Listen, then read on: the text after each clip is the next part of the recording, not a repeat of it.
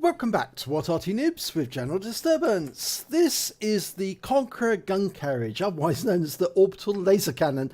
It's the Tier 10 British SPG, and we're located on Nebelburg. This is a grand battle, and the name of the commander is UKSkaface, and that's one mark of excellence on the barrel of a 9.2-inch howitzer. Now, there never was a Conqueror Gun Carriage. It was never actually built. It wasn't even a blueprint. Time to roll out. They never actually got around to building a SPG using the chassis of a Conqueror tank. But it was proposed at one point that they might do so.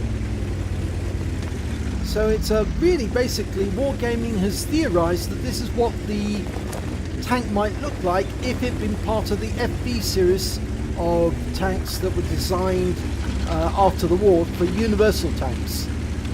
And you see the castle in the background.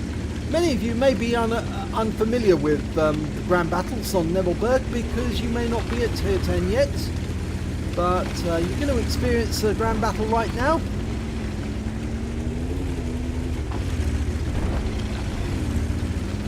Driving up onto this position here, it's quite high at the back.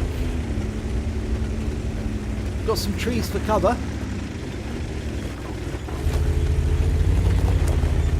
Okay. Plenty of targets. Southeast corner, southwest corner of the map.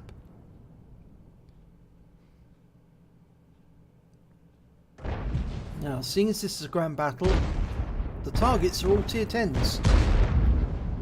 So this is going to get rather interesting. Fires around at the object 430U. Falls well behind, but he is stunned because the splash radius of the 9.2-inch gun is quite big. In fact, it's huge. If he gets a direct hit, he's got penetration of 59mm, and he can do alpha damage of 1200 hit points. And even if the enemy is a little way away, even if it's a near miss, he can do a lot of damage. Now, one of the things about the Conqueror Gun Carriage is they reduce the range of this Arty, and that means that if you're at maximum range and the reticule becomes ovoid, as it is at the moment, when you're shooting near maximum range, it means that... Oh, he got hits on both patterns there! If you get at maximum range, the shell is coming in near vertically, because it describes a parabola as it comes in. And that means that even if the enemy is hiding behind a rock, he can be hit. And there you see that Panzerkampfwagen 7 is a little further away, so he had to move forward to try and hit him. Okay, can dial in now. I always like taking shots at maximum range because you know that the shell is going to be coming in directly on top of the enemy. Rounds out, should be a hit. Oh, he pulls back. Oh, it was close. 226, it was close, it was right on his front right corner.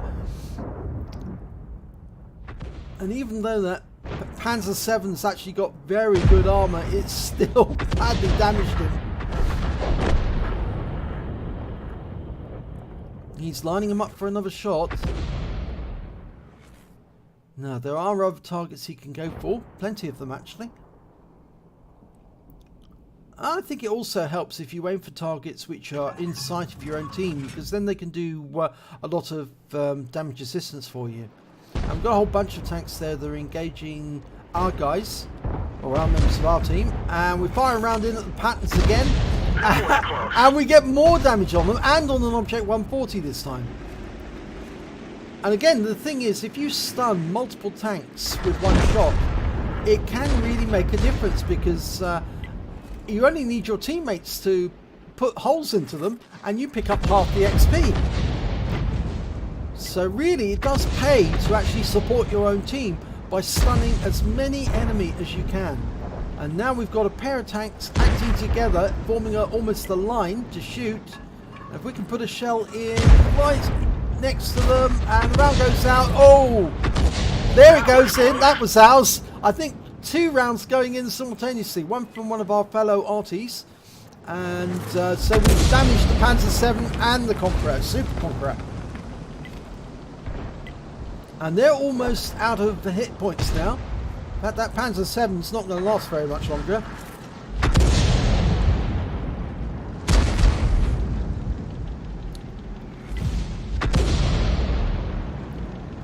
Trying to line up a shot so we can hit the Super Conqueror on a weak spot, maybe on the engine bay.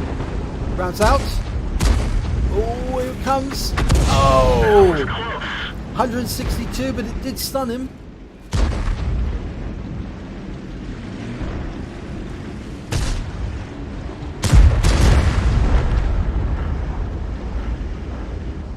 So far we've managed to get 1.1k of stun assistance and 2k of actual damage. You see here he's aiming for a group of tanks together, and that's really helpful.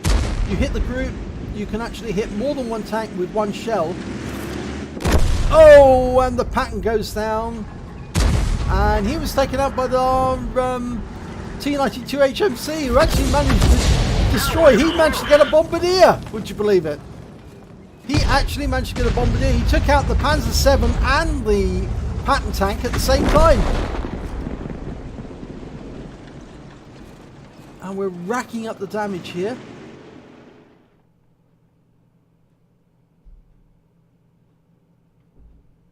Well, the score is 9 versus 11. The enemy's 2 tanks ahead at the moment. But remember, this is a grand battle, so there's far more contestants than normal.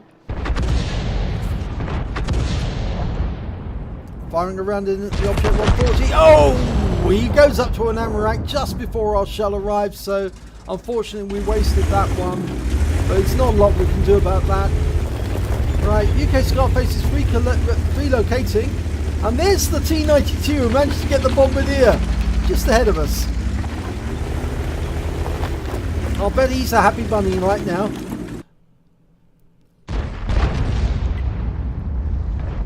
It must have been an exceptionally well placed shell to actually take out 2 tanks at once, but they were bunching up together, so really you should expect to get multiple damage. Fires at the E100, and he definitely got a direct hit there. 503 hit points to the E100, and he's taken down immediately afterwards, so we pick up the stun assist. In fact, actually it was damage assist because he was tracked. There's a TVP in there. Now those are very nasty medium tanks, tier 10 mediums, because they've got that horrendous automatic magazine which can fire at its shells very rapidly at you and do a lot of damage very quickly. Whenever I see one of them on the enemy team, I try to make sure that I focus on him. Okay, IS-7 jockeying backwards and forwards. We fire a round out and lands behind him for 255, but tracks him.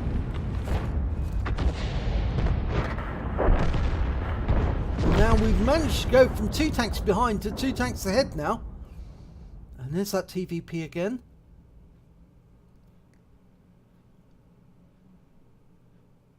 We've only got 13 rounds of ammo left. 12 rounds of standard, 1 round of premium ammo. And I think we can see how much the blast radius is. It's 12.8 for the standard ammo, and it's 14.2 for the premium. That was close. And he managed to get a near miss on the IS-7. But not much in the way of hit points, but he has stunned him, and the IS-7 is now being fired upon by our E100.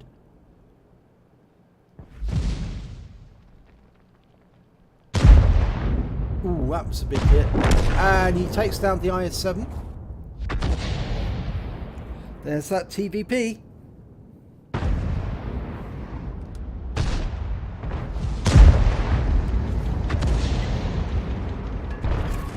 Lining up a shot on the IS-7, rounds out straight away, and kill shot! Enemy armor is destroyed. 310 hit points, and our first kill of the game. And we've got 25 kills against 16 at the moment.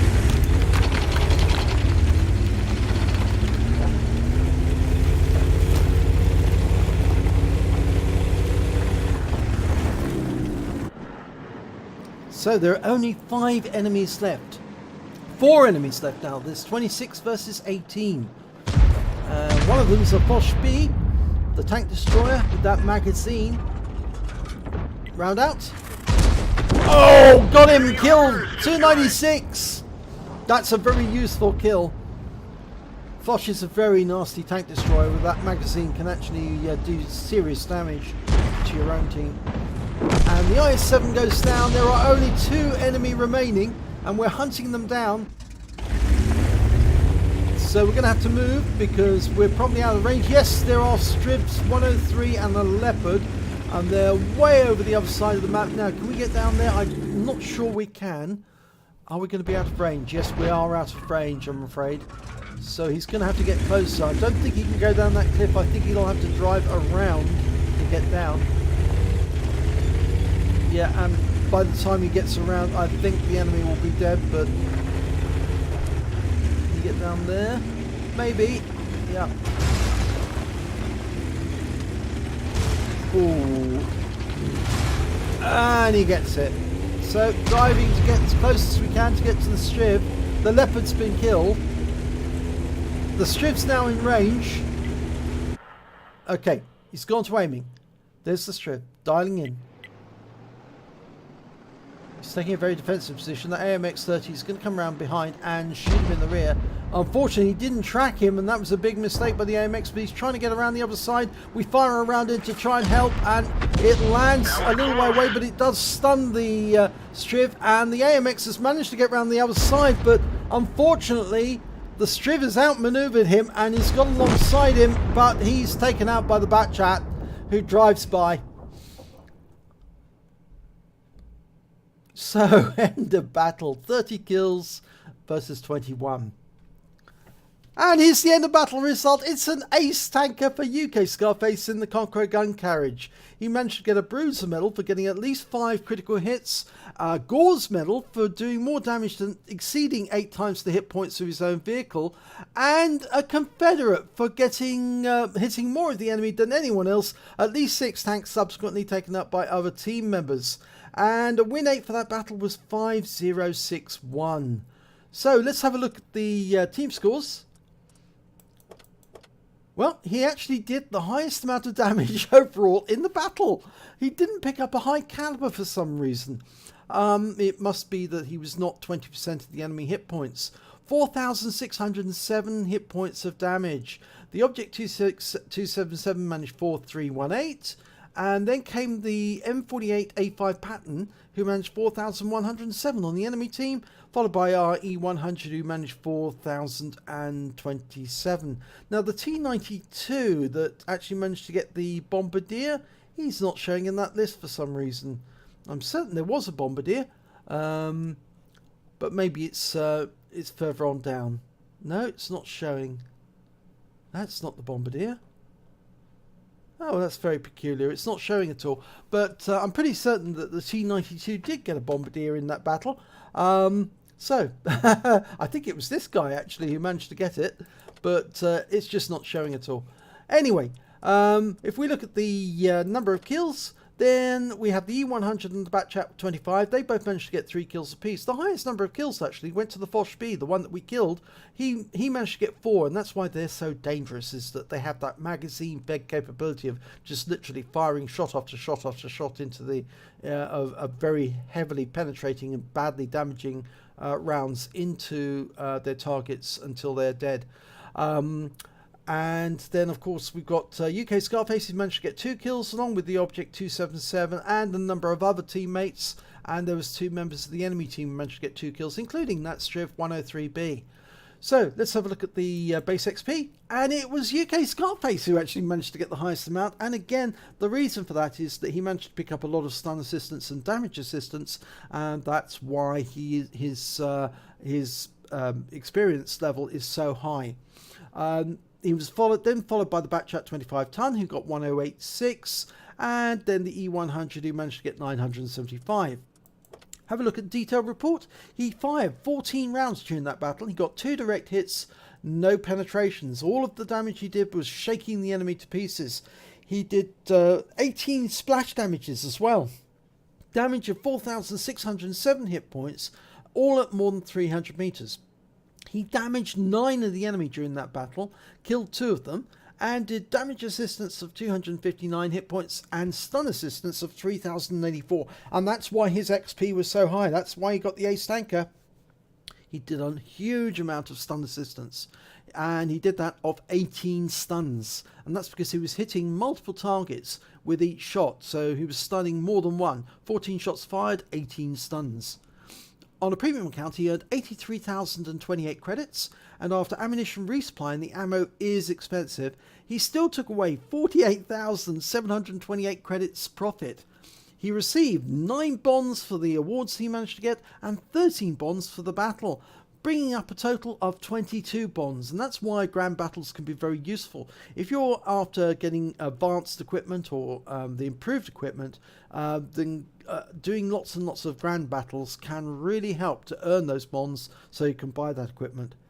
He also earned 1,642 XP, and there was no multipliers, so that's all the experience points he took away. So a really nice battle there by UKSkaface in the Conqueror Gun Carriage. If you enjoyed this replay, please give it a like and do subscribe to our channel, and hopefully it'll be your replay that I'll be featuring in the next video.